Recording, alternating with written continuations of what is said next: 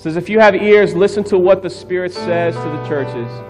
Whoever wins the victory will not be hurt by the second death. Now, that word victory kind of gets thrown around a little bit off here in America, in American churches. When you see that word victory in the Bible, this is what it's talking about. It's talking about two armies that battle out to the death. That sometimes it takes days, and they are fighting nonstop. It is hard. It is difficult. Sometimes they don't eat. You know, they are just fighting and fighting and fighting. The ones who's left standing, they are considered the victor. They have the victory. It's not talking about like when you play a game like checkers and you win, you go, oh, I have the victory. No. It's a long, hard fought win. And that's what Jesus is saying is here. Man, if you hold out, man, just hold out, you will have this victory. If you just be faithful, you will have this victory. And I love how Paul puts it here in 2 Timothy 4:7. He says, man, I have fought the good fight. I have finished the race. And I have remained faithful. And Paul loved to use sports to describe like his emotions. Man, he said, I fought hard, man. It wasn't easy. They threw me in jail. They stoned me. They hit me with clubs. They tried to kill me. But I fought the good fight. I fought the good fight, and I was faithful.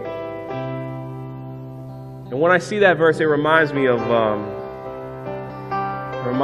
like the great Muhammad Ali. You guys know who Muhammad Ali was? One of the greatest boxers ever. And in 1974, he was fighting George Foreman. And it's so cool when you read this story, you know, about how nobody picked Muhammad Ali to beat George Foreman. Nobody picked him.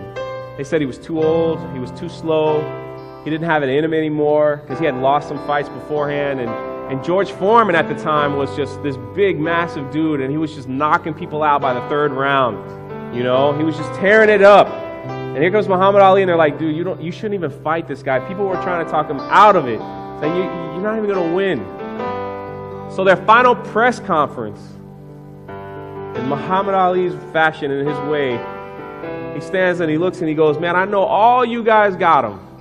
All you guys got him picked. But every single one of you picked him are going to bow to me when I whoop this man. He looked over at George Foreman and he said, man, because I'm going to show you how great I am. And that catchphrase, I'm going to show you how great I am, has been used for motivation. It has been used for encouragement for athletes everywhere, even to this day. And what I love most about this letter is that this is what Jesus was trying to come across this suffering church, these suffering Christians. Right when he starts off, he says, man, I am the first and I'm the last. I'm the one that was dead and I came back to life. Man, they tried to stop me. They tried to talk bad about me. They tried to whip me. They tried to put a crown of thorns on my head. They tried to discredit me.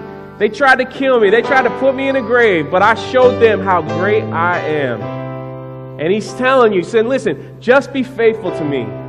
Just be faithful to me. I know it's hard. I know it's difficult. I know your world is falling apart, but just be faithful to me. Because the beauty of the book of Revelations, no matter how many ways you look at it and how many people try to translate it this way or that way, everybody agrees on one thing. The ending, when Jesus is coming back. And he's telling them, he said, listen, if you just be faithful, the day is coming, you're going to have that victory because I'm coming back and I ain't playing no more games and I'm going to fix this broken world and the whole world is going to see just how great I am. Encouraging us. So for you here today, if you're struggling and suffering and going through, Jesus is telling you, man, just be faithful because one day he's going to show you how great he really is.